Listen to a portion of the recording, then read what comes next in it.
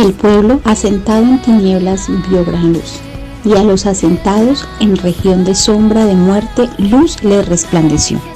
Mateo 4:16. Buenos días, los saludo hoy, 4 de agosto, mes de compasión. Hijo de Dios, eterna luz, tu gloria es. Les doy la bienvenida a nuestro tiempo de comunión de los domingos en la mañana. En esta ocasión, el tema es el amor de Dios. Tu gloria es inmensurable.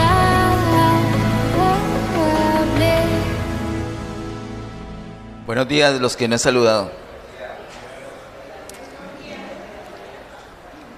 Hace un tiempo tuve el privilegio de participar en una capacitación muy organizada, espectacular. Qué rico poder hacer esas cosas así tan bien organizadas, buenos maestros, buen material, buen contenido, buenos horarios, buen espacio, buenos refrigerios. Excelentes esos refrigerios. Y aprendí muchas cosas. Algunas las he compartido con la iglesia. Y este mes de agosto, que es mes de compasión, tenemos un enfoque hacia las almas perdidas. El quehacer nuestro como iglesia en las manos del Señor para llegar a esas personas que están sin Cristo. Entre las cosas que aprendí que me llamaron mucho la atención fue una manera muy práctica de compartir la palabra con el Evangelio de Juan. Y esa manera tiene un nombre muy simple, y el nombre es ABCDE. Las primeras 5 letras del abecedario. ¿Ustedes las saben? Díganlas por favor en coro. Ok, por ahí escuché a alguien que A, E, I, no, esas no son. Y cada una de estas letras tiene que ver directamente con una palabra o con un concepto que la persona debe tener muy clarito. Cuando le vamos a compartir la palabra de Dios a las personas, tenemos que asegurarnos de compartir realmente la palabra de Dios de una manera muy clara. Y la fortaleza que tiene este método es que en muy pocos minutos le podemos dar a la persona un buen panorama de lo fundamental que debe conocer. Y esa persona incluso puede quedar lista para una decisión, si acepta o no al Señor. De hecho, tiene en cuenta la posibilidad de que no acepte al Señor, también la tiene en cuenta. O sea que es muy cortico, es muy sencillo, todo es de acuerdo al Evangelio de Juan. Yo les invito para que este mes, en la mañana los domingos, miremos lo que hay detrás de estas letras. No les vamos a decir lo que vamos a ver los domingos a ellos, porque la idea es que con el método ABCDE vamos a necesitar unos 5 minutos, de pronto 10, pero no más. Así que no le vamos a dar una serie de prédicas a la persona. Ya algunos hemos hecho el entrenamiento con ese método y lo podemos recordar en otra ocasión. De pronto en esta ocasión de los miércoles habrá un espacio para que lo recordemos y para que las personas que no lo han hecho lo conozcan. Los miércoles va a ser algo muy práctico. Vamos a practicar, vamos a entrenar cosas, vamos a hacer cosas.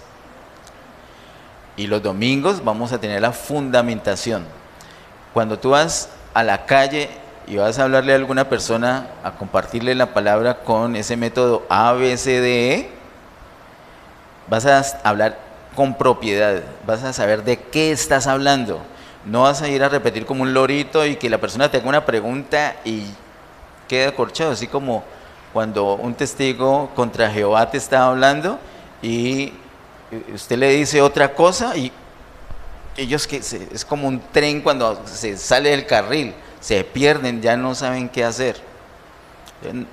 Nosotros no necesitamos ser así, porque nosotros somos un vaso que contiene al Señor, y es el Señor el que tiene que hablar por nosotros. El entrenamiento lo que va a hacer no es enseñarnos cosas que vamos a decir de memoria como loritos, sino es eso, entrenamiento. Para que cuando lo vamos a hacer, lo hagamos con más fluidez, con más libertad, con más autoridad, con más confianza. ¿De acuerdo? Les recomiendo que no se vaya a perder ese entrenamiento que vamos a hacer los miércoles de este mes y del próximo con la ayuda del Señor. Así que hoy vamos a la primera letra, que es la letra A, y hoy vamos a hablar de el amor de Dios. Ese es nuestro tema para esta mañana. Oremos. Padre, en el nombre de Jesús, gracias, Señor, te damos por todas las cosas. Gracias por tu gran amor y tu misericordia. Gracias por permitir esta nueva ocasión, Señor, de estar reunidos en tu nombre, de alabar tu nombre. Ahora tenemos nuestro corazón abierto, listo, dispuesto para ti, para recibir tu palabra. Envía tu luz y tu verdad. Llénanos por estas delante de ti para tu gloria y honra. En el nombre de Jesús. Amén. Para nuestro tema, el amor de Dios, ubiquémonos inicialmente en Primera de Juan, capítulo 4. Y vamos a leer el verso 8. Primera de Juan, capítulo 4, verso 8. Dice: el que no ama no ha conocido a Dios, porque Dios es amor. Nuestro tema de hoy es el amor de Dios. Sin embargo, lo que el apóstol Juan está diciéndonos acá en Primera de Juan 4:8 no es que Dios ama, sino que Dios en sí mismo es amor. Algo muy especial que el Señor ha hecho con esa congregación,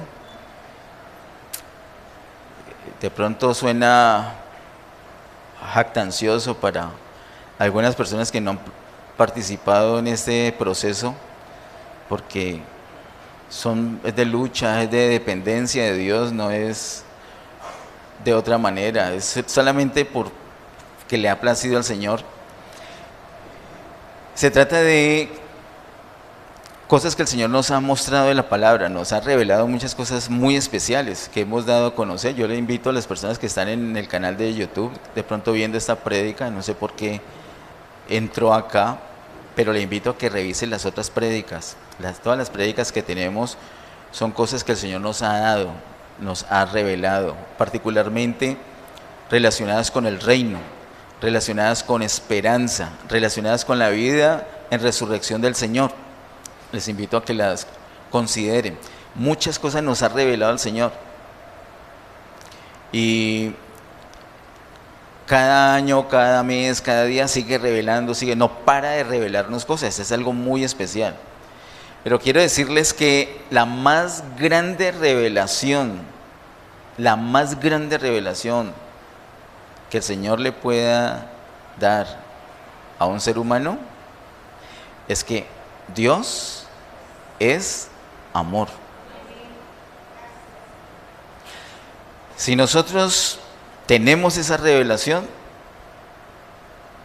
se acaba la duda, se acaba el temor, la tentación queda sin fuerza. Sabemos que todo lo que Dios ha diseñado para nosotros lo ha diseñado por una razón. ¿Cuál? Porque Él es amor.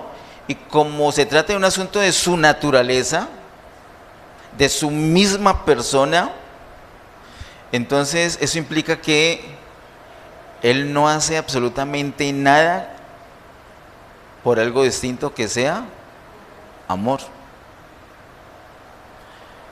¿Qué será lo peorcito que Dios puede hacer con nosotros o que nos puede hacer a nosotros? Pienso que castigarnos, ¿cierto? ¿O habrá algo peor que Dios pueda hacer? Yo mirando la palabra digo, creo que lo más duro, lo más maluquito que Dios puede hacer es castigarnos.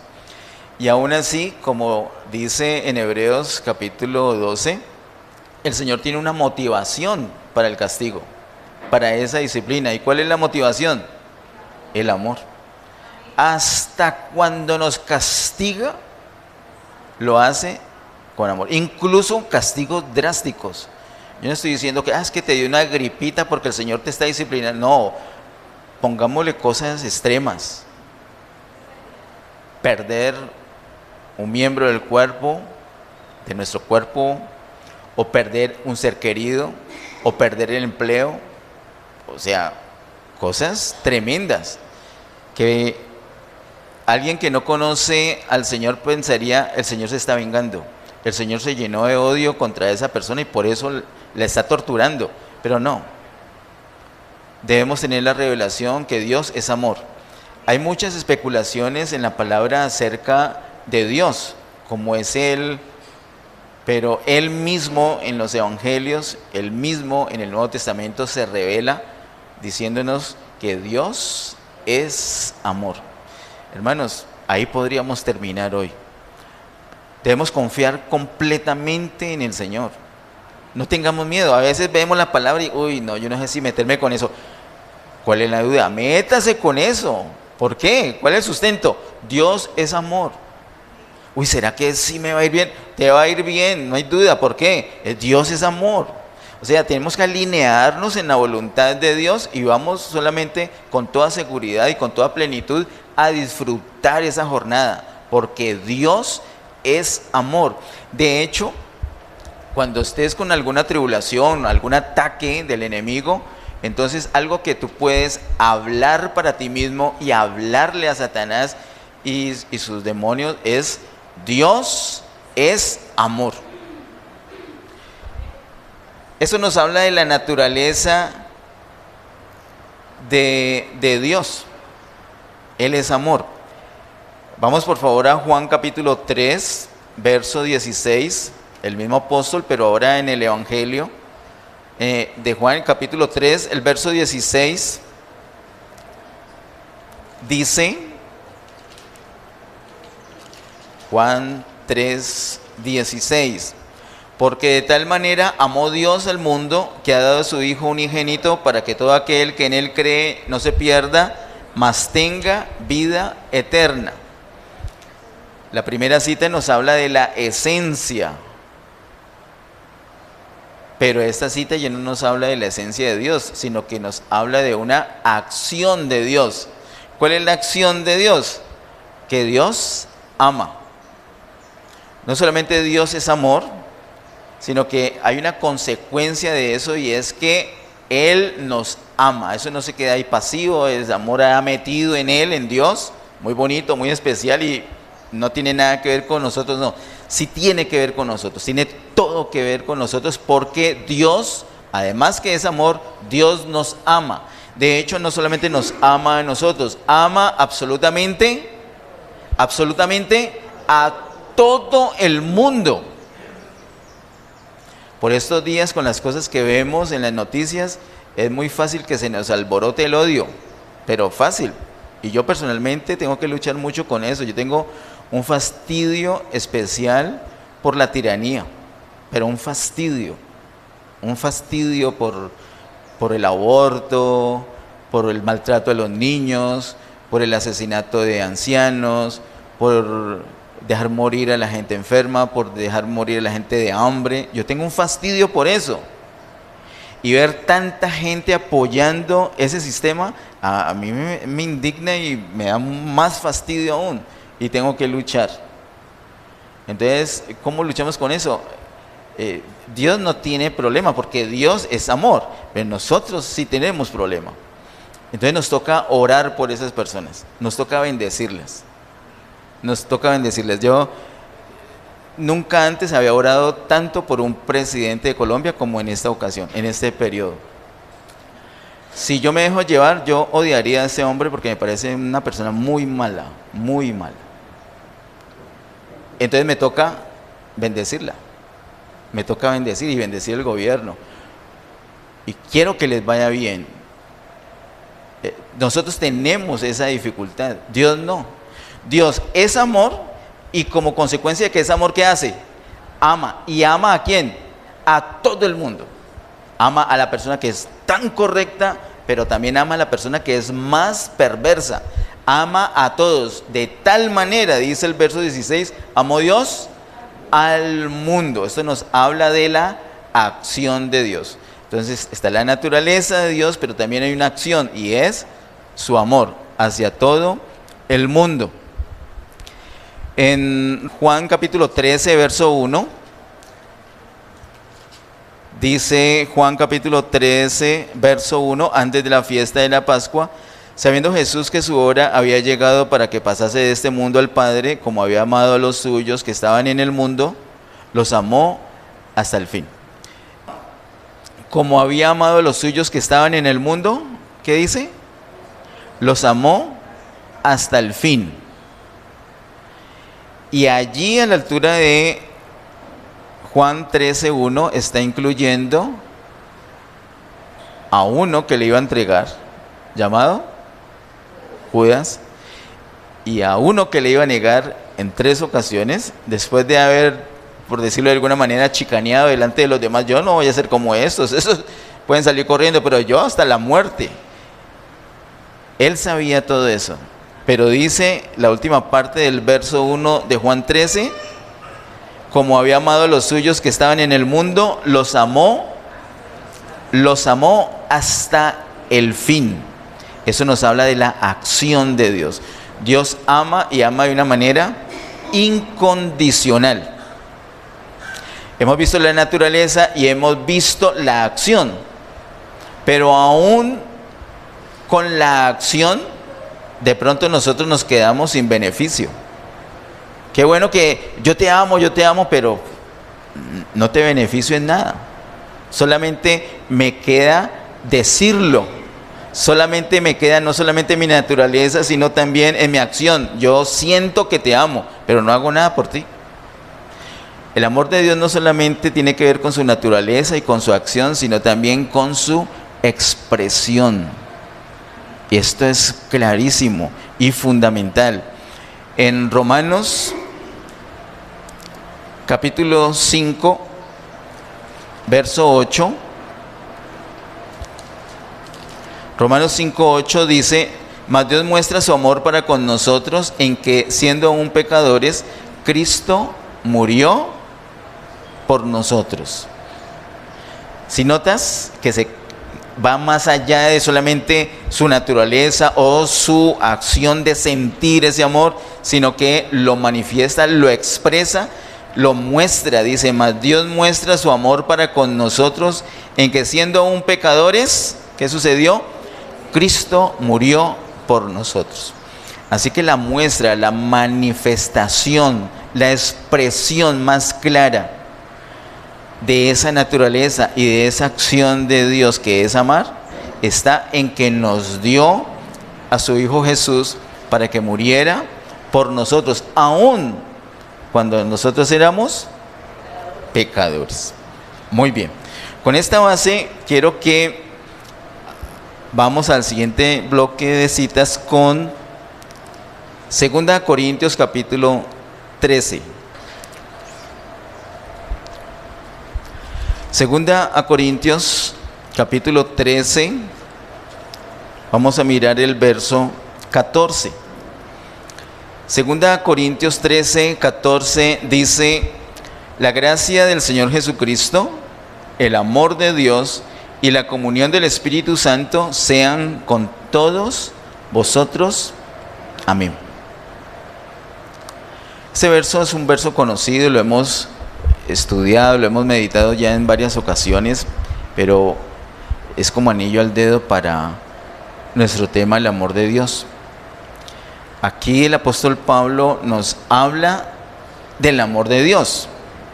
Cuando menciona, la segunda frase, dice la primera, la gracia del Señor Jesucristo, y la segunda, el amor de Dios. El amor de Dios está íntimamente relacionada con la gracia. Es clave entender esto, lo disfrutamos a diario, pero además de disfrutarlo es bueno que sepamos de qué se trata. La manera como Dios manifiesta su amor, como lo hemos visto en Romanos 5:8, dándonos a su Hijo Jesús, esa es la gracia. La obra que Dios hace para manifestar su gran amor a nosotros, eso es gracia. Por eso empieza diciendo esta frase, la gracia del Señor Jesús, del Señor Jesucristo. El amor de Dios, que está mencionado en segundo lugar, es la fuente. De hecho, Dios sabemos que es fuente, es el origen de todo. El amor de Dios es la fuente. Esa fuente tiene una sustancia, una consistencia, un caudal. Ese caudal es el que nosotros recibimos, o sea, el Señor Jesucristo. Por eso dice la gracia del Señor Jesucristo. ¿Y cómo hacemos para aprovecharla de una manera práctica? Tenemos la tercera parte que dice, y la comunión del Espíritu Santo. De tal manera que Dios es la fuente de amor, que nos da un caudal llamado Jesús, esa es la gracia del Señor Jesucristo, y ese caudal es comunicado a nosotros por el Espíritu Santo. Por eso la comunión es del Espíritu Santo. El Padre ha diseñado un plan que ha ejecutado el Señor Jesucristo y que es aplicado a nuestra vida por el Espíritu Santo. De tal manera que la manifestación plena del amor de Dios se convierte en gracia.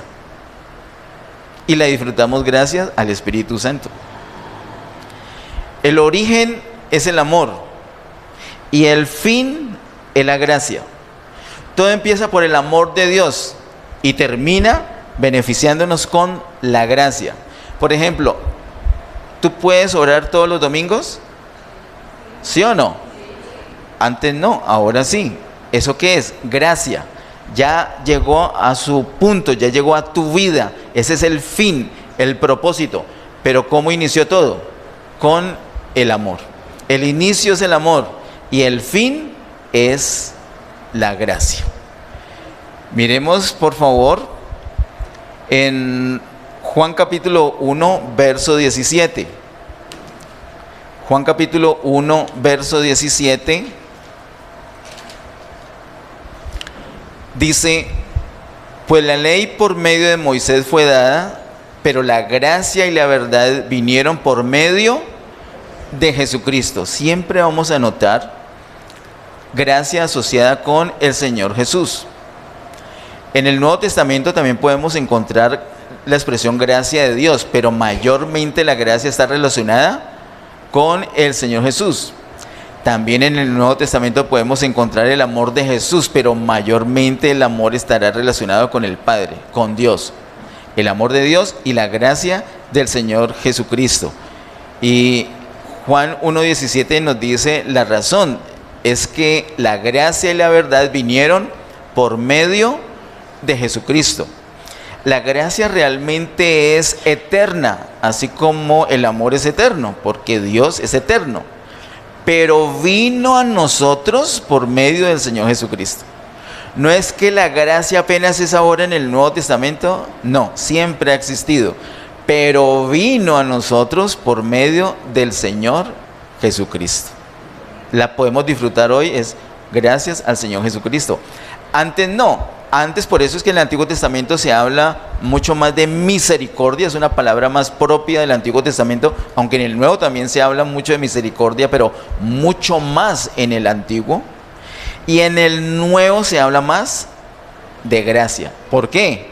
Porque ya vino el Señor Jesucristo a traernos. Él viene lleno de gracia y de verdad. Por favor, miremos en Romanos capítulo 11, el verso 6. Romanos capítulo 11, verso 6. Dice, y si por gracia, ya no es por obras. De otra manera, la gracia ya no es gracia. Y si por obras, ya no es gracia. De otra manera, la obra ya no es obra. Parece un trabalenguas, pero realmente no lo es.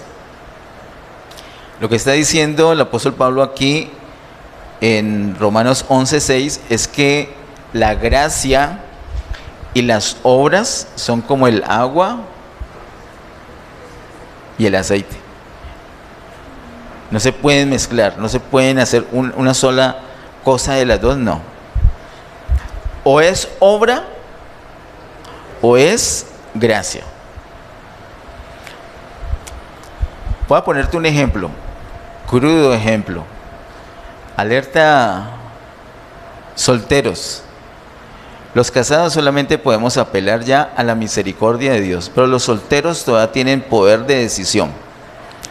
Con este ejemplo que les voy a dar, usted se enamora de una chica, no es una indirecta, es completamente directa.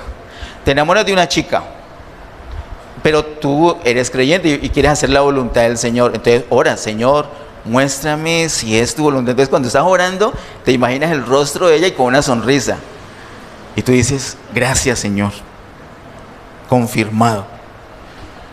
El Señor te confirmó porque te mostró una aparición, y das testimonio. Tuve una aparición, hermano. El Señor me mostró el rostro de ella, sonriendo.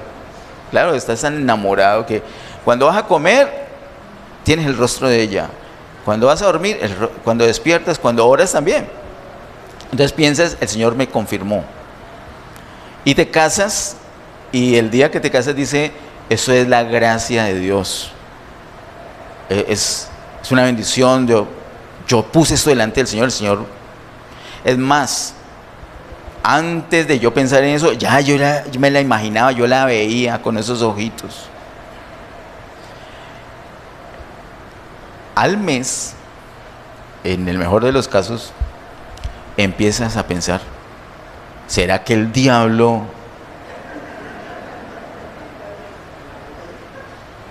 me engañó? ¿Qué pasó ahí? Pues yo estaba orando. Entonces, tenemos que definir, ¿fue gracia o fue obra? ¿Fue un asunto tuyo? ¿Te rendiste suficiente delante de Dios como para que tus emociones no te engañaran? Recuerda que engañoso es el corazón más que todas las cosas y perverso. Entonces, cuando las cosas son de corazón, uno espiritualiza todo. Por ejemplo, miren, este lugar, y los de la comisión dicen, el Señor nos mostró un lugar por su gracia. Y en julio 3 del 2022 nos faltaban como 20 millones y teníamos como una semana para recogerlos, y el único problema es que ya hemos dado hasta el raspado de lo que teníamos, no teníamos más.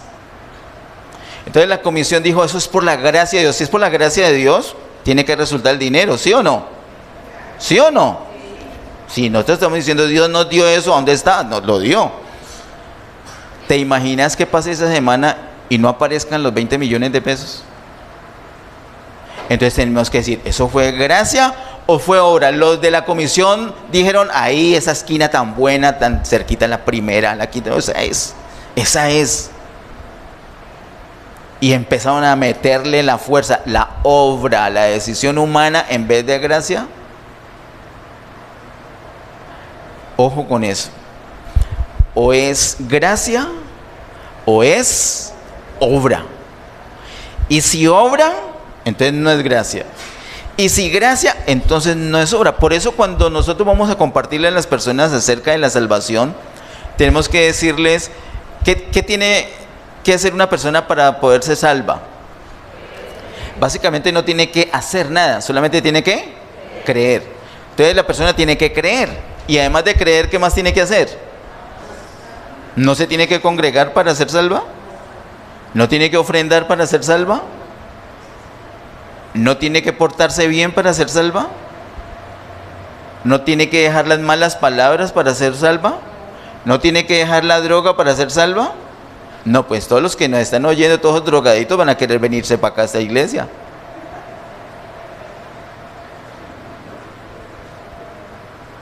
O sea que con creer ya tienen la vida eterna. ¿Y dónde dice eso? En la Biblia. Eso es gracia. Pero si nosotros a la persona le decimos, tienes que creer en el Señor Jesús, tienes que cambiar tu vida, tienes que perdonar, tienes que quitarte esas argollas que te pusiste en la nariz. Si le decimos que además de gracia le metemos obras, ¿sabes qué estamos haciendo? Estamos estropeando la oportunidad de esa persona, porque le estamos metiendo obras. Y si obra, entonces no es gracia. La manifestación del amor de Dios está en la gracia, y eso no tiene nada que ver con nuestro esfuerzo. No podemos mover un dedo para eso. Y si lo movemos, estorbamos. Solamente recibimos lo que el Señor nos da y punto. No hacemos nada, no acomodamos nada para eso. Amén. Amén. Entonces, nada de obras. Vamos por favor al capítulo 5 de Romanos, el verso 20. Romanos 5:20 dice: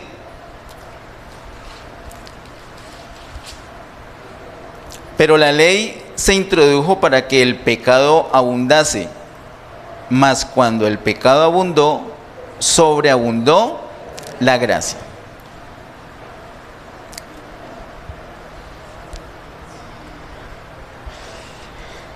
El pecado puede hacer una barrera para la gracia de Dios.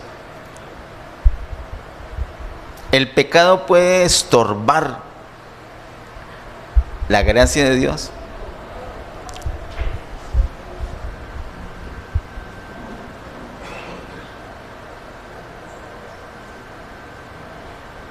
Hay una persona que le estás compartiendo y es tan pecadora a esa persona, y entre más le compartes, la persona empeora. Esa persona está estorbando con su pecado la gracia de Dios. ¿Por qué no? ¿O por qué sí? ¿Qué pasa cuando abunda el pecado? ¡Ah, por Dios! Sobreabunda. Hay mucho pecado, no importa. Sobreabunda. De hecho, esto va a sonar feo, pero ¿qué vamos a hacer? Cuestiones técnicas. Si no hay pecado, ¿para qué gracia? Hay gracia porque hay pecado. Y si hay mucho pecado, hay más gracia. Y si abunda el pecado, sobreabunda la gracia. Gloria a Dios. Si no, ¿dónde estaría este que les habla aquí? Estamos acá es no porque no hubo pecado, es que hubo pecado y mucho, pero ¿qué pasó? Sobreabundó la gracia. Entonces, cuando vamos a compartirle a las personas, no nos aterremos, porque ese es un asesino y porque disfruta haciéndolo. No nos aterremos porque es que abundó el pecado. No, porque sabemos que si abundó el pecado, sobreabundó la gracia. Miremos en 1 de Pedro, capítulo 5, verso 5. Primera de Pedro, capítulo 5, verso 5. Dice: Igualmente, jóvenes, estad sujetos a los ancianos y todos sumisos unos a otros, revestidos de humildad, porque Dios resiste a los soberbios y da gracia a los humildes. ¿A quiénes que da gracia a Dios? ¿Y a quién resiste?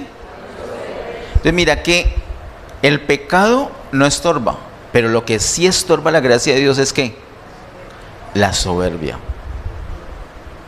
Dice claramente que Dios resiste a los soberbios y da gracia a los humildes. Hermanos, la gracia de Dios, que como hemos dicho es la manifestación del amor de Dios, es el fin del amor de Dios. El amor es el inicio, el fin es la gracia. La gracia de Dios viene fluyendo de arriba a abajo. La gracia de Dios nunca fluye de abajo arriba. Si tú quieres disfrutar la gracia, no tienes que esperar que suba la gracia. No puedes mirar hacia abajo esperando que suba la gracia a tu vida, sino que humildemente tienes que mirar hacia arriba para que fluya de arriba a abajo la gracia de Dios. ¿Eso qué implica? Que te tienes que humillar. Ese matón es malo y todo eso, pero sigue con soberbia. ¿Qué va a hacer Dios con esa persona? La resiste. Pero si se tira al suelo llorando y dice, soy un asqueroso pecador, y peor es que disfruto, es que estoy que te mato, le dice al predicador, le dice a usted que le está predicando. Entonces, ¿usted qué va a hacer ahí? Usted ya sabe que esa persona está lista para recibir la gracia de Dios. Nosotros podemos tener la atadura que sea, hermanos. La atadura que sea muy grande, no importa, porque sobreabunda la gracia. Pero sí tienes que ser humilde, te tienes que humillar delante del Señor, ponerte de rodillas, tirarte al suelo y rogarle al Señor por tu situación. Porque Dios da gracia a los humildes. Amén. Qué hermoso que es la gracia del Señor. Para terminar este bloque, miremos en 1 Corintios capítulo 1. 1 Corintios capítulo 1, verso 4. Dice: gracias doy a mi Dios siempre por vosotros, por la gracia de Dios que os fue dada en Cristo Jesús. Es decir, cuando recibes a Cristo Jesús, ¿sabes qué recibiste? La gracia de Dios. Y mira cómo en el Nuevo Testamento sí se relaciona Dios con la gracia. La gracia de Dios, dice acá explícitamente, pero señalando cómo fue dada esa gracia. ¿Cómo? En el Señor Jesús. Dice: gracias doy a mi Dios siempre por vosotros, por la gracia de Dios que os fue dada en Cristo Jesús. Cuando recibes a Cristo, estás recibiendo la gracia de Dios. Hermanos, en otras palabras, estás recibiendo absolutamente todo. Si tienes a Cristo, tienes la gracia de Dios. Si tienes la gracia de Dios, tienes el fin del amor de Dios. Es decir, ya estás listo. Ya no necesitas absolutamente nada. Pero es que no, siento que no se manifiesta. Miremos. ¿Será el pecado? ¿Será que por el pecado es que no estás disfrutando la gracia? No, porque si abunda el pecado, sobreabunda. Entonces, ¿qué otra cosa que tienes que revisar? Tu altivez, tu soberbia. Hermano, ¿por qué no oramos? ¿Por qué no oramos? Porque creemos que no necesitamos. ¿Para qué voy a orar? Va a pedirle ayuda a Dios, yo puedo solo. No oramos. ¿Eso cómo se llama? Soberbia. Y queremos que nos vaya bien ese día. Queremos disfrutar la gracia de Dios, pero no. ¿Dios qué hace con los soberbios? Pero si alguien antes de iniciar el día clama a Dios y encomienda ese día, su vida, todas sus cosas en las manos del Señor, ¿qué va a suceder? Dios ve esa humildad y ¿qué va a hacer? Da gracia. Amén. Amén. Muy bien, así que la fuente es el amor y el fin es la gracia, pero ¿saben qué? Hay un eslabón, hay algo en medio del amor y de la gracia.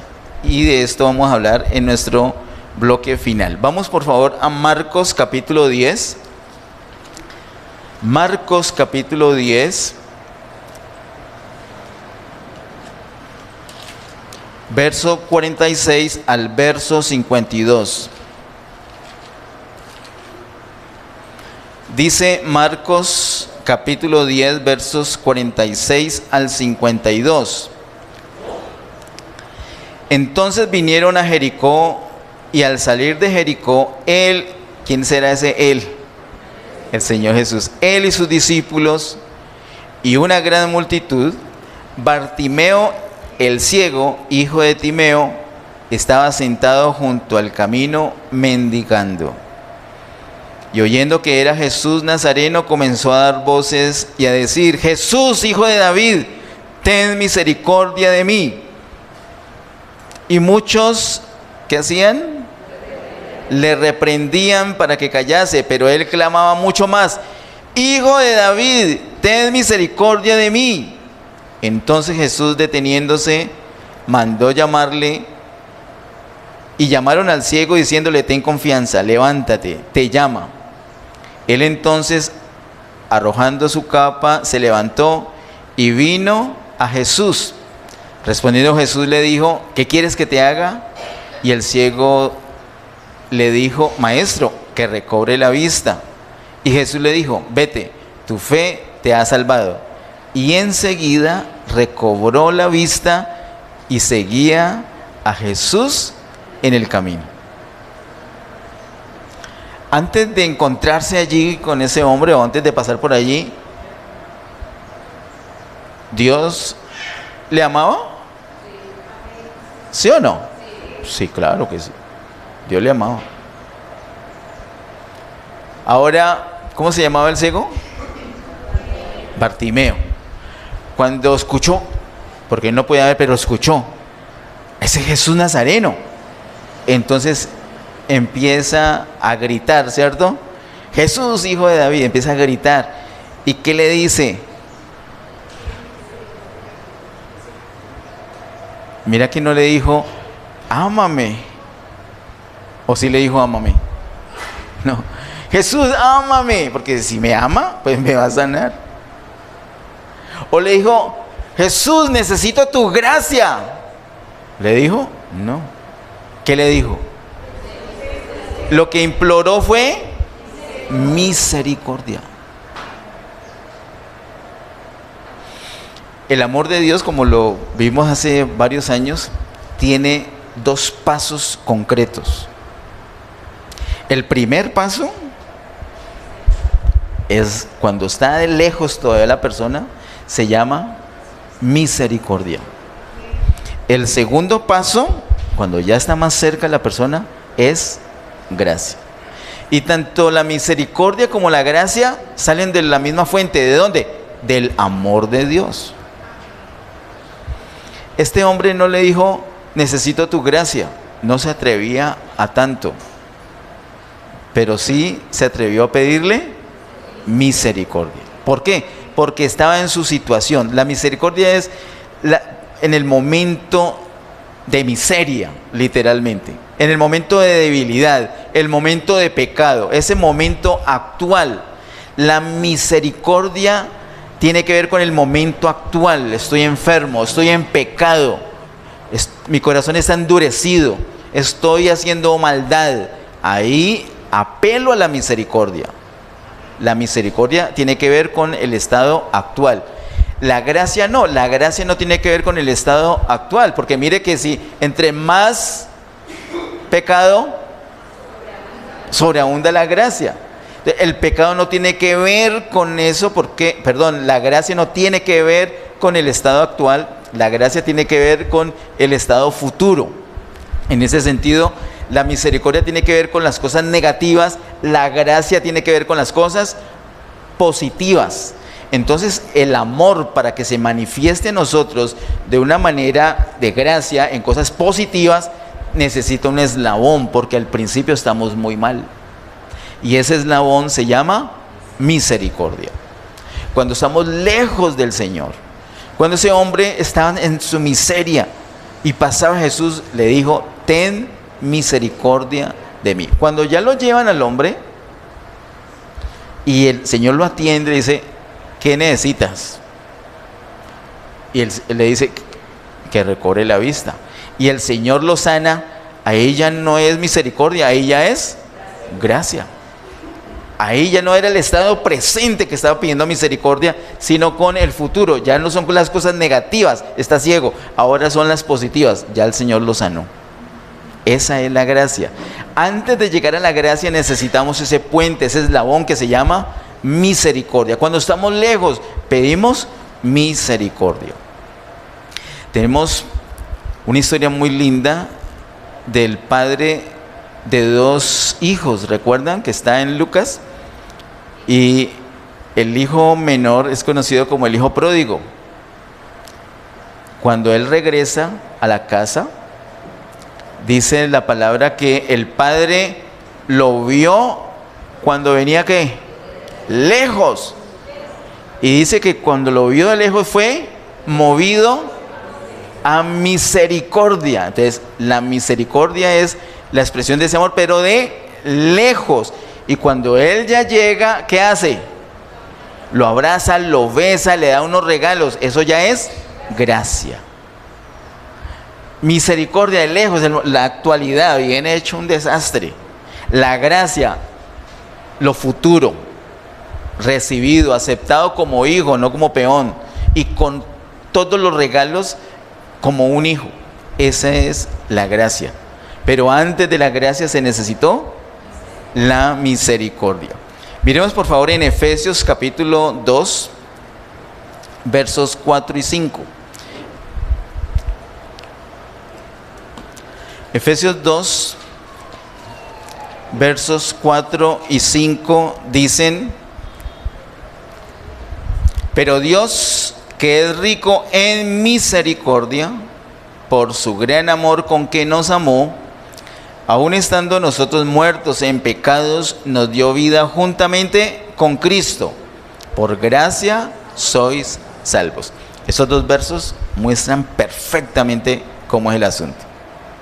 Primero es la misericordia, después es la gracia. Ahora, la misericordia, como dice el verso 4, pero Dios que es rico en misericordia. ¿Por qué la misericordia? ¿Qué dice ese mismo verso? ¿Por qué la misericordia?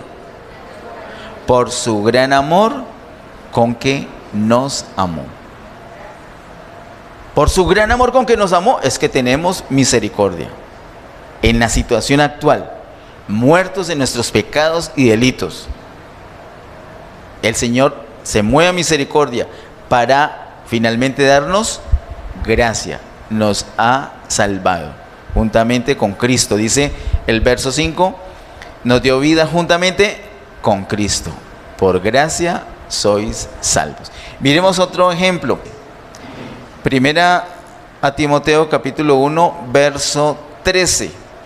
Dice: habiendo yo sido antes blasfemo, perseguidor e injuriador, mas fui recibido a misericordia porque lo hice por ignorancia e incredulidad.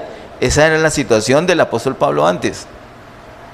Y dice, fui recibido no por gracia o a gracia o por amor, sino que estaba muy lejos, el hombre estaba embolatado, ¿no? Pero mire todo lo que dice: habiendo yo sido antes blasfemo, perseguidor, injuriador, mas fui recibido a misericordia, porque lo hice por ignorancia en incredulidad. Un ejemplo, cuando estamos lejos, es misericordia. Vamos a Tito capítulo 3. Tito capítulo 3, verso 5. Tito capítulo 3, verso 5 dice: nos salvó, no por obras de justicia que nosotros hubiéramos hecho, sino por su misericordia, por el lavamiento de la regeneración y por la renovación en el Espíritu Santo. Mire que hay un contraste, dice: Nos salvó no por obras de justicia, porque no las teníamos, de hecho, sino por su misericordia. Lo primero es la misericordia. Miremos en Romanos capítulo 11, verso 32. Romanos 11, verso 32, dice: porque Dios sujetó a todos en desobediencia para tener misericordia de todos. Así que ese asunto no es para algunos, no, es que algunos es que necesitan la misericordia. No, ¿quién necesita la misericordia? ¿Y los creyentes qué necesitan? ¿Ya no necesitamos misericordia? ¿Sí o no? ¿Quién necesita misericordia? ¿Qué ser humano necesita misericordia hoy día? Todos. ¿Y los creyentes disfrutamos de la gracia de Dios? Sí, pero todavía necesitamos también misericordia, porque estamos atrapados en este cuerpo. Un cuerpo contaminado por el pecado. Y recuerda esas leyes que vimos en Romanos 7 y 8, 5 leyes, las 4 primeras 4 leyes terribles. Es que pecamos y uno dice, ¿qué está pasando? Ahí, mire esas 4 leyes que están en Romanos capítulo 7. Bueno, sí, en Romanos capítulo 7. Todas esas leyes nos llevan a pecar. Por eso es que todavía necesitamos la misericordia de Dios. Un día como hoy vamos a orar y somos conscientes de nuestra situación delante del Señor. Entonces nos humillamos ante el Señor y estamos en una situación tan terrible que no nos atrevemos a decirle que su gracia hunde en nosotros, pero sí podemos decirle que tenga misericordia de nosotros. ¿De acuerdo? ¿Y Él la va a tener? Sí. Y entonces se va a mover por esa misericordia y finalmente vamos a estar cerca de Él, vamos a estar en comunión con Él y vamos a poder disfrutar de su gracia. Bien, acá entonces el apóstol Pablo deja claro que todos fuimos encerrados bajo lo mismo, bajo desobediencia, bajo pecado. ¿Qué quiere decir eso? Que igual todos necesitamos la misericordia. Por favor, miremos 1 de Pedro 1:3. 1 de Pedro 1:3 dice: bendito el Dios y Padre de nuestro Señor Jesucristo, que según su grande misericordia nos hizo renacer para una esperanza viva por la resurrección de Jesucristo de los muertos. Es clarito el apóstol Pedro en decir que según su grande misericordia nos hizo renacer. Judas, verso 21, un solo capítulo tiene. En el verso 21 dice: conservados en el amor de Dios, esperando la misericordia de nuestro Señor Jesucristo para vida eterna. Hoy en día, ¿qué tiene que hacer la iglesia? Conservarse en el amor de Dios y siempre esperando, dependiendo de la misericordia del Señor. Mientras estemos acá, así va a ser. Y por último, quiero que miremos en Hebreos capítulo 4. Hebreos capítulo 4, el verso 16.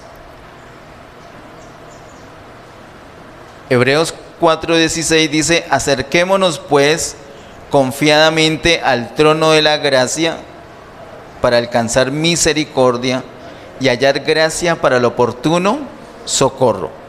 Dice, acerquémonos ¿a dónde? Acerquémonos pues confiadamente al trono de la gracia. ¿Cuál es ese trono de la gracia? ¿Será el mismo trono de Dios? ¿O hay varios? ¿O hay un trono de Dios y un trono de la gracia? ¿Qué nos revela Apocalipsis 4 y 5? ¿Lo recuerdan? En la serie de la salvación lo vimos. El Señor asciende, capítulo 4 de Apocalipsis, asciende y se asoma en el trono y ve a quién. A uno sentado allí, ¿cierto? ¿Sí lo recuerdan? Uno solo en el trono. que es el Padre. ¿Y por qué? Porque Jesús apenas está ascendiendo, no ha entrado al trono. En el capítulo 5 ya Él está en el trono. Ya está el Padre y está el Hijo en el trono. Y el Señor en el capítulo 5 se muestra como el Cordero. Él es el Cordero de Dios que ha quitado nuestros pecados. Como en el trono de Dios está el Cordero, es decir, nuestro Salvador, el Señor Jesucristo, para el pueblo de Dios, ese trono de Dios es un trono de gracia. Es por todo lo que Él hizo. Miren lo importante de la ascensión. Él está ahí en el trono. Entonces el trono de Dios, que para otros seguramente es un trono solamente donde Él administra, donde Él imparte juicios, porque lo hace, pero para nosotros no es un trono de juicio, sino un trono de gracia. Acerquémonos pues, dice el verso 16 de Hebreos 4, confiadamente al trono de la gracia para alcanzar misericordia y hallar gracia para el oportuno socorro. En el trono de gracia alcanzamos misericordia. No alcanzamos gracia, alcanzamos misericordia. No, en el trono de gracia no alcanzamos misericordia y gracia, sino que alcanzamos misericordia. La misericordia está ofrecida para todos. Entonces, si una persona se acerca al trono de la gracia, puede alcanzar esa misericordia que está para todos, pero no alcanza gracia. La gracia opera distinto. ¿Qué hay que hacer con la gracia según ese verso? ¿Qué hay que hacer? Hallarla. ¿Y eso implica? Buscarla. La misericordia la alcanzo, la gracia no la alcanzo. Ve, ahí estaba la gracia para mí. No, tengo que hallarla, tengo que buscarla. Ya implica una relación con Él, una relación con el Señor. Si yo voy al trono de la gracia, alcanzo misericordia, pero también hallo gracia. Y mire lo que dice más acerca de la gracia. Y hallar gracia para el oportuno socorro. La misericordia es general para todo ser humano, para toda criatura. Misericordia para todos. ¿Y para qué aspecto de la vida? No, para todos, es general. La gracia no es general. La gracia es para los que la hallan, y además es para el oportuno socorro. ¿Qué están necesitando? ¿Libertad? Entonces, empiezas con misericordia para acercarte al trono y alcanzas misericordia.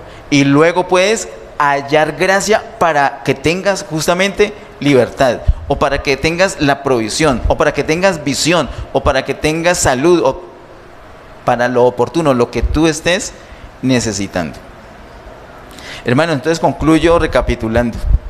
Dios es amor, pero además que es amor, ama, pero además que tiene un sentimiento de amor.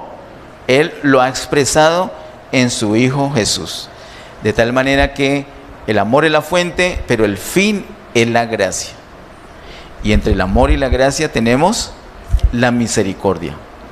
Todos, sin excepción, todos podemos ir en búsqueda del Señor, porque aunque estemos lejos, para eso podemos tener misericordia. Pero no nos quedemos allí. Al empezar una relación con el Señor, podemos disfrutar día a día de su gracia, que es el fin de su amor. Cuando vayamos a hablarle a las personas, sabemos todo esto, no le vamos a detallar todo esto. En los ejercicios, en las prácticas que vamos a hacer, vamos a recordar lo del ABCDE para que lo hagamos de una manera sencilla. Pero ahora ya tenemos, por lo menos de la A, ya tenemos el fundamento de la palabra para hablar con propiedad. Lo más importante, la revelación más importante que podemos tener es que Dios es amor. Padre, en el nombre de Jesús, gracias, Señor, te damos por ese tiempo, gracias por tu gran amor y misericordia. Oramos, Señor, que podamos disfrutar a plenitud de tu amor, de tu misericordia, de tu gracia. Ayúdenos, Señor, a disfrutar para poder compartir con otros. A ti te damos, Señor, toda gloria, honra y honor por siempre. En el nombre de Cristo Jesús. Amén. Bendiciones.